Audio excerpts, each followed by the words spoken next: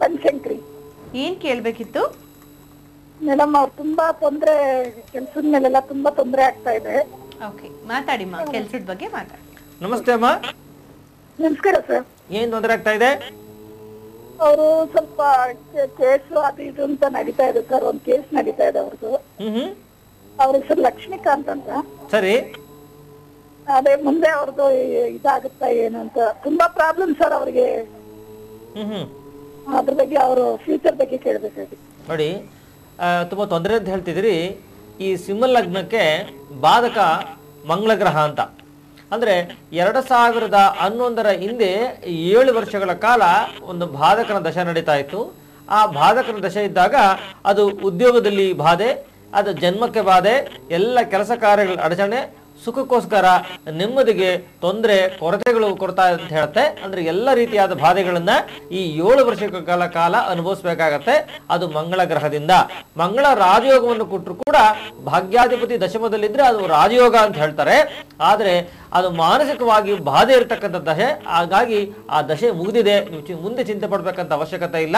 ಈ 2011 ಮೇಗೆ ಆ ಬಾಧಕನ ದಶೆ ಒಂದು ಮುಗಿದಿದೆ.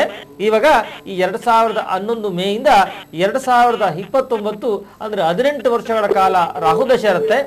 ರಾಹು ಬಲವಾಗಿ ಲಗ್ನಾಧಿಪತಿಗೆ ಸಂಬಂಧ ಮಾಡಿರೋದ್ರಿಂದ ವಿಶೇಷವಾದ ಯೋಗ ಜಾತಕದಲ್ಲಿದೆ.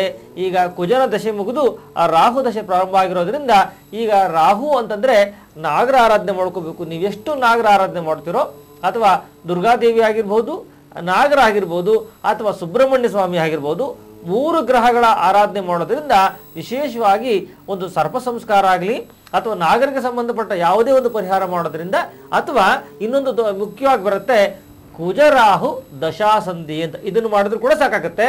ಕುಜ ಮತ್ತೆ ರಾಹು 2 ಗ್ರಹಗಳ ದಶಾಸಂಧಿಯನ್ನು ಮಾಡ್ಕೋಬೇಕು. ಆ ದಶಾಸಂಧಿ ಶಾಂತಿ ಮಾಡ್ಕೊಂಡಿದ್ದೆ ಆದ್ರೆ ಅದರಲ್ಲಿ ರಾಹು ಶಾಂತಿ ಕೂಡ ಆಗುತ್ತೆ. ಹಾಗಾಗಿ ಇನ್ನು 18 ವರ್ಷಗಳ ಕಾಲ ನಿಮಗೆ ಒಳ್ಳೇದಾಗತ್ತೆ, ಶುಭ ಬರುತ್ತೆ. ಆ 7 ವರ್ಷಗಳ ಕಾಲ ನಿಮಗೆ ಬಾಧೆ ಅನ್ನೋದು ಬಿಟ್ಟೋಗಿದೆ. ಮುಂದಕ್ಕೆ ತೊಂದರೆ ತಾಪತ್ರಗಳಾಗಲ್ಲ. ಇಷ್ಟು ಪರಿಹಾರ ಮಾತ್ರ ಮಾಡ್ಕೋಬೇಕು. ಒಂದು ರೂಬಿ ರತ್ನ ಮತ್ತೆ ಒಂದು ಈ ಕನಕಪುಷ್ಯರಾಗ ಅಂತ ಬರುತ್ತೆ. ಆ 2 ರತ್ನಗಳನ್ನು ಹಾಕೊಳ್ಳಿ, ಶಾಂತಿ ಪರಿಹಾರಗಳನ್ನು ಮಾಡ್ಕೊಳ್ಳಿ.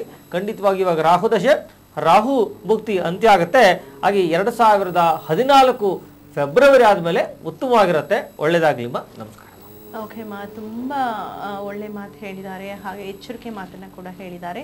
ದಯವಿಟ್ಟು ಗುರುಜಿಯವ್ರು ಹೇಳಿದ ರೀತಿಯಲ್ಲಿ ದಶಾಸಂಧಿ, ಹಾಗೆ ಅವ್ರು ಹೇಳಿದಂಥ ಶಾಂತಿ, ಹೋಮ, ಪೂಜೆ, ರತ್ನ ಇಷ್ಟನ್ನು ನೀವು ಮಾಡ್ಕೋಬೇಕಾಗತ್ತೆ. ಸ್ವಲ್ಪ ತೊಂದರೆ ಇದೆ ಜಾತಕದಲ್ಲಿ ಅಂತ ಹೇಳಿದ್ದಾರೆ. ದಯವಿಟ್ಟು ಗುರುಜಿಯವ್ರು ಹೇಳಿದ ರೀತಿಯಲ್ಲಿ ಮಾಡ್ಕೊಳ್ಳಿ, ಒಳ್ಳೇದಾಗತ್ತೆ. ಒಳ್ಳೇದಾಗಲಿ ಅನ್ನೋ ಭಾವನೆ, ಭರವಸೆ, ನಂಬಿಕೆ ಇಟ್ಕೊಂಡು ಮಾಡಿದ್ರೆ ಖಂಡಿತ ಒಳ್ಳೇದಾಗೇ ಆಗತ್ತೆ ಅಂತ ಹೇಳ್ತಾ ಕಾರ್ಯಕ್ರಮದಲ್ಲಿ ಮುಂದಿನ ಕಾಲರ್ ತೆಗೆದುಕೊಳ್ಳೋಕ್ಕಿಂತ ಮುಂಚೆ ಮತ್ತೊಮ್ಮೆ ನಾನು ಕಾಂಟ್ಯಾಕ್ಟ್ ನಂಬರ್ ಕೊಡ್ತಾ ಇದ್ದೀನಿ. ಅಪಾಯಿಂಟ್ಮೆಂಟ್ಗೆ ಗುರುಜಿಯವ್ರ ಜೊತೆ ಮಾತಾಡಬೇಕು ಅಂದರೆ ದಯವಿಟ್ಟು ನಾವು ಕೊಡೋ ನಂಬರ್ಗೆ ಕಾಲ್ ಮಾಡಿ 42283925 ಅಥವಾ 9620720111ಕ್ಕೆ ಕಾಲ್ ಮಾಡಿ ಅಂತ ಹೇಳ್ತಾ ಮುಂದಿನ ಕಾಲರ್. ಹಲೋ ಹಲೋ, ನಮಸ್ತೆ ಸರ್. ಹರೀಶ್ ಅಂತ. ಹೇಳಿ ಹರೀಶ್ ಅವರೇ, ಡೇಟ್ ಆಫ್ ಬರ್ತ್ ಕೊಡಿ. 11/5/1989. ಹುಟ್ಟಿದ ಸಮಯ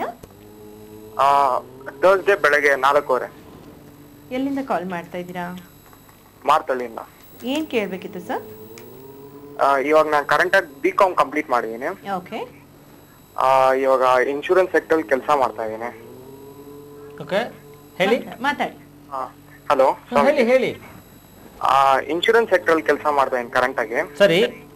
ಈ ಫೀಲ್ಡ್ ಚೆನ್ನಾಗಿರುತ್ತೆ ಫ್ಯೂಚರ್ ಇಲ್ಲ ಅಕೌಂಟ್ಸ್ ಬ್ಯಾಕ್ ಗ್ರೌಂಡ್ ಯಾವ ಫೀಲ್ಡ್ ಚೆನ್ನಾಗಿರುತ್ತೆ ಫ್ಯೂಚರ್? ಹೆಂಗೆ ಯಾವ ಲೈನ್? ಯಾವಾಗಲೂ ಇನ್ಶೂರೆನ್ಸ್ ಅದು ಸರ್ಕಾರದಾಗ್ಲಿ ಪಾಲಿಸಿ ಆಗಲಿ ಅದಕ್ಕೆಲ್ಲ ಆತ್ಮಕಾರಕ ರವಿಗ್ರಹ ನಿಮಗೆ ಬಹಳ ಅನುಕೂಲವಾಗಿರಬೇಕು. ಸೊ ಸರ್ಕಾರ ತೋರಿಸ್ತಕ್ಕಂಥ ರವಿಗ್ರಹ ನಿಮ್ಗೆ ಅನುಕೂಲವಾಗಿರಬೇಕು. ಅಥವಾ ಲಿಕ್ವಿಡ್ ಕ್ಯಾಶ್ ಅಂತ ಏನು ಕರಿತೀವೋ ಅಂತಹ ಬಾಂಡ್ಗಳಿಗೆಲ್ಲ ಕಾರಕನಾಗಿರ್ತಕ್ಕಂಥ ಚಂದ್ರಗ್ರಹ ಬಲವಾಗಿರಬೇಕು. ನೀವು ನೋಡಿ, ನಿಮ್ಮ ಜಾತಕದಲ್ಲಿ ಚಂದ್ರ ತನ್ನ ಸ್ವಂತ ಮನೆಯಲ್ಲಿರೋದ್ರಿಂದ ಆ LIC ಬಾಂಡ್ ಅಂತ ಏನು ಬರುತ್ತೆ, ಇನ್ಶೂರೆನ್ಸ್ ಬರುತ್ತೋ ಅದಕ್ಕೆಲ್ಲ ಚಂದ್ರ ಕಾರಕನಾಗಿರೋದ್ರಿಂದ, ಜೊತೆಗೆ ಅಂತಹ ಚಂದ್ರ ತನ್ನ ಸ್ವಂತ ಮನೆಯಲ್ಲಿದ್ದಾನೆ. ನೀವು ಅದೇ ಫೀಲ್ಡ್ ಅನ್ನ ಆಯ್ಕೆ ಮಾಡ್ಕೋಬಹುದು. ಜೊತೆಗೆ ಪೂರ್ವ ಪುಣ್ಯ ಅಧಿಪತಿಯಾಗಿರ್ತಕ್ಕಂಥ ರವಿ ಆ ಲಗ್ನದಲ್ಲಿ ಉಚ್ಚನಾಗಿರೋದ್ರಿಂದ ಆ ಸರ್ಕಾರದಲ್ಲಿರ್ತಕ್ಕಂಥ ಎಲ್ಲ ಸವಲತ್ತು ನಿಮಗೆ ಬರ್ತಾ ಇದೆ. ಜೊತೆಗೇನಾದರೂ ನಾನು ಮಾಡ್ತೀನಿ ಅಂತಂದರೆ ಯಾವುದಾದ್ರೂ ಟೆಕ್ನಿಕಲ್ ಲೈನಲ್ಲೂ ಕೂಡ ಅಥವಾ ಸಾಫ್ಟ್ವೇರ್ ಆಗಿರಬಹುದು ಅಥವಾ ಯಾವುದಾದ್ರು ಮಿಷಿನರಿ ವರ್ಕ್ ಆಗಿರಬಹುದು, ಅಂತಹ ಒಂದು ಲೈನಲ್ಲಿ ಕೂಡ ನೀವು ಮಾಡ್ಕೋಬಹುದು. ನೀವು ಮಾಡಿಕೊಂಡಿರ್ತಕ್ಕಂಥ ಆಯ್ಕೆ ಬಹಳ ತುಂಬ ಉತ್ತಮವಾಗಿದೆಯಪ್ಪ. ಆದರೆ 2016 ತನಕ ನಿಮ್ಮ ಟೈಮ್ ಸರಿ ಇಲ್ಲ, ಅಲ್ಲಿ ಹಣಕಾಸಲ್ಲಿ ವ್ಯತ್ಯಾಸ ಆಗ್ತಾ ಬರುತ್ತೆ, ಜೊತೆಗೆ ಎಲ್ಲ ಕೆಲಸ ಕಾರ್ಯಗಳಲ್ಲಿ ಅಡಚಣೆ ಆಗುತ್ತೆ. ಅದರಲ್ಲೂ ಕೂಡ ವಿಶೇಷವಾಗಿ ಫೈನಾನ್ಸ್ ಅಂತಕ್ಕಂಥದ್ದು ಎಷ್ಟು ಕೂಡಿಟ್ರು ಕೂಡ ಹಣ ಕೈಲಿ ನಿಂತ್ಕೊಳ್ಳಲ್ಲ, ಅದೊಂದು ದೋಷ ಇರುತ್ತೆ. ಇದು 2016 ಜುಲೈ ತನಕ ಇರುತ್ತೆ. ಹಾಗಾಗಿ ಅಲ್ಲಿ ತನಕ ಹಣಕಾಸನ್ನು ಖರ್ಚು ಮಾಡುವಾಗ ಬಹಳ ವಿಶೇಷವಾಗಿ ಖರ್ಚು ಮಾಡಬೇಕು. ಯಾವುದೇ ಹಣಕಾಸನ್ನು ಇನ್ವೆಸ್ಟ್ಮೆಂಟ್ ಮಾಡುವಾಗ ಒಂದೇ ಸರಿ ಮಾಡಬಾರ್ದು, ಅದನ್ನು ಗಮನ ಇಟ್ಕೊಳ್ಳಿ.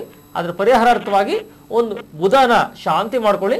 ಬುಧ ಶಾಂತಿ ಮಾಡಿಕೊಂಡು ಒಂದು ಕೆಂಪು ಹವಳವನ್ನ ಬಲಗೈ ಉಂಗುರ ಬೆರಳಿಗೆ ಹಾಕೊಳ್ಳಿ, ಒಳ್ಳೇದಾಗತ್ತೆ. ನಮಸ್ಕಾರ ಅವರೇ. ಓಕೆ ಸರ್, ರತ್ನವನ್ನ ಕೊಂಡ್ಕೋಬೇಕು ಅಂತ ಹೇಳಿದ್ದಾರೆ, ಹಾಗೆ ಯಾವುದು ಯಾವ ಬೆರಳಿಗೆ ಅಂತ ಕೂಡ ಹೇಳಿದ್ದಾರೆ. ಅದ್ರ ಬಗ್ಗೆ ನೀವು ಚಿಂತನೆ ಮಾಡ್ತಾ ಇರಿ ವೀಕ್ಷಕರೇ. ನೀವು ಕರೆ ಮಾಡೋದ್ರಲ್ಲಿ ಪ್ರಯತ್ನ ಮಾಡ್ತಾ ಇರಿ. ನಾವೊಂದು ವಿರಾಮ ತೆಗೆದುಕೊಂಡು ಪುನಃ ಬರ್ತೇವೆ. Indian Gems and Jewels, house of 100% certified gems. Various therapeutic gems for healing various disease, protection, power and luck. Ruby can remove evil thoughts and resolve disputes. Pearls are useful in regulating body rhythms, absorb emotional energy, clears negative situations. Coral protects from falls or accidents, guards against harmful spirits. Emerald, it may ward off evil spirits. Yellow sapphire shields the wearer from evil spirits, represents wisdom and brings calmness. Diamond shields the wearer from negative projections and may be used as a heartstone. Blue sapphire represents wisdom, love, magnanimous thought, good manners and vigilance. Gold protects from evil thoughts and used to cure illness. Cat's eye useful for ailments of the eyes, strengthening the immune system. Visit Indian Gems and Jewels next to Sri Raj Lassi Bagh, 8F Main, 3rd Block, Jayanagar, Bengaluru. Malleshwaram, 9 Cross, Margosa Road, Bengaluru.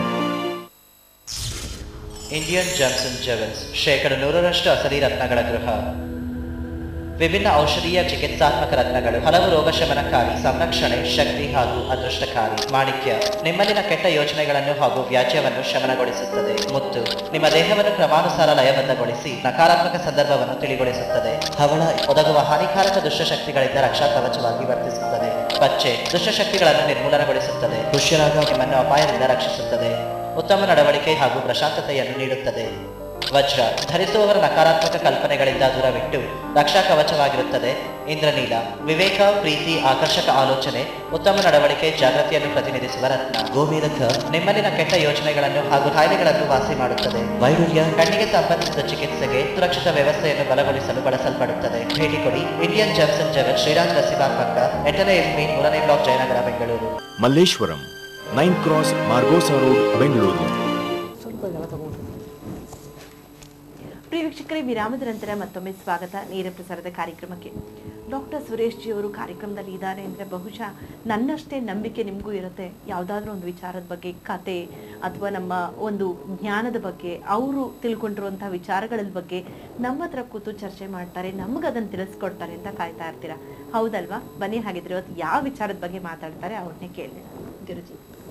ವೀಕ್ಷಕರೇ, ಹಬ್ಬಗಳಲ್ಲಿ ಪ್ರಥಮ ಹಬ್ಬ ಅಂತಕ್ಕಂಥದ್ದು ಇದು ಎಲ್ಲ ಅಂತಂದರೆ ನಮ್ಮ ಗಣಪತಿ ಹಬ್ಬ. ಗಣಪತಿ ಹಬ್ಬ ಅಂತಕ್ಕಂಥದ್ದು ವಿಶೇಷವಾದ ಹಬ್ಬ. ಹಬ್ಬಗಳಲ್ಲಿ ಗಣಪತಿ ಹಬ್ಬ ಅಂತಂದರೆ ಸಣ್ಣ ಮಕ್ಕಳಿಂದ ದೊಡ್ಡವರ ತನಕ ಮಾಡ್ತಕ್ಕಂಥ ಒಂದು ವಿಶೇಷವಾದ ಒಂದು ಹಬ್ಬ. ಯಾವುದೇ ಕೆಲಸ ಮಾಡಬೇಕಾದ್ರೆ ಗಣಪತಿಯ ಒಂದು ಆರಾಧನೆ ಮಾಡದೆ ಯಾವ ಕೆಲಸವನ್ನು ಮಾಡೋ ಹಾಗಿಲ್ಲ. ಅಕಸ್ಮಾತ್ ಮರೆತು ಮಾಡಿದ್ದೆ ಆದರೆ ವಿಘ್ನಗಳು ಖಂಡಿತ ಅಂತ ನಮ್ಮ ಪುರಾಣಗಳು ಸಾರ್ತವೆ. ವಿಶೇಷವಾಗಿ ವಿದ್ಯೆಗೆ ಬೇಕಾದಂಥದ್ದು ಗಣಪತಿ,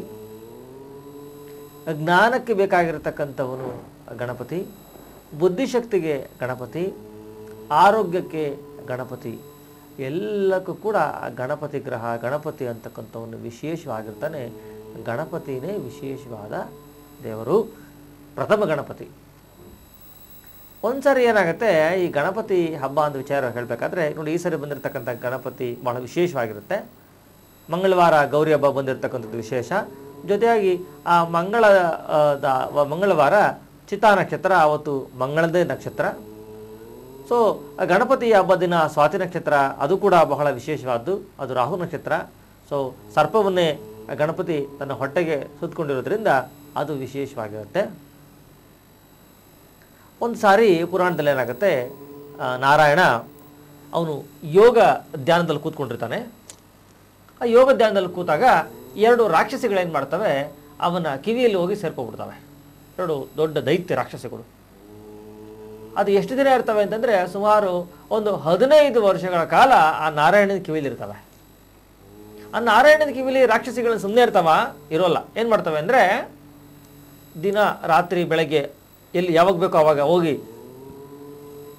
ನಾರಾಯಣನ ಕಿವಿಲಿ ಇಬ್ಬರು, ಈ ಕಡೆ ಒಂದು ರಾಕ್ಷಸಿ ಈ ಕಡೆ ಒಂದು ರಾಕ್ಷಸಿ, 2 ರಾಕ್ಷಸಿಗಳು ವಿಶ್ರಾಂತಿ ತಗೊಳ್ಳೋಕ್ಕೆ ಆ ನಾರಾಯಣನ ಕಿವಿ ಜಾಗ ಮಾಡ್ಕೊಂಡಿರ್ತವೆ.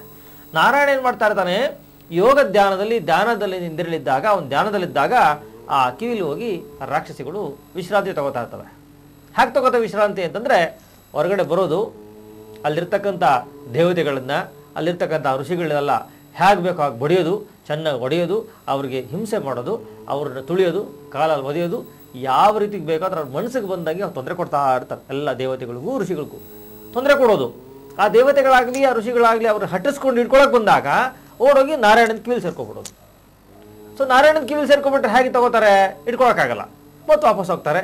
ಮತ್ತು ನಾರಾಯಣನ ಕಿವಿಯಿಂದ ತಿರ್ಗಾ ಈಚೆ ಬರೋದು, ಆ ತಿರ್ಗಾ ರಾಕ್ಷಸಿಗಳನ್ನ ಋಷಿಗಳನ್ನ ಹೊಡಿತಾ ಇರೋದು. ಇದೇ ಒಂದು ಅಹಿಂಸೆ ಕೆಲಸ ಆ ರಾಕ್ಷಸಿಗಳು 15 ವರ್ಷಗಳ ಕಾಲ ಮಾಡ್ತಾ ಇರ್ತವೆ. ಇದು ದೇವತೆಗಳಿಗೂ ಸಾಕಾಗ್ಬಿಡುತ್ತೆ. ಎಷ್ಟಪ್ಪ ನಾವು ತಾನೇ ಈ ರಾಕ್ಷಸ ಕೆಲಸ ಅದೇ ತಿನ್ನೋದು, ಬರ್ತಾರೆ, ಹೊಡಿತಾರೆ, ಬಡಿತಾರೆ, ತಿರುಗಿ ಓಡೋಗಿ ಆ ನಾರಾಯಣ ಕಿವಿಲಿ ಸೇರ್ಕೊಂಡ್ಬಿಡ್ತಾರಲ್ಲ. ಇದಕ್ಕೆ ಹೇಗಾದ್ರೂ ನಾವು ಅಂತ್ಯ ಮಾಡಬೇಕು ಅಂತ ಏನು ಮಾಡ್ತಾರೆ, ಹೋಗಿ ಆ ನಾರಾಯಣನ ಯೋಗ ನಿದ್ರೆಯಿಂದ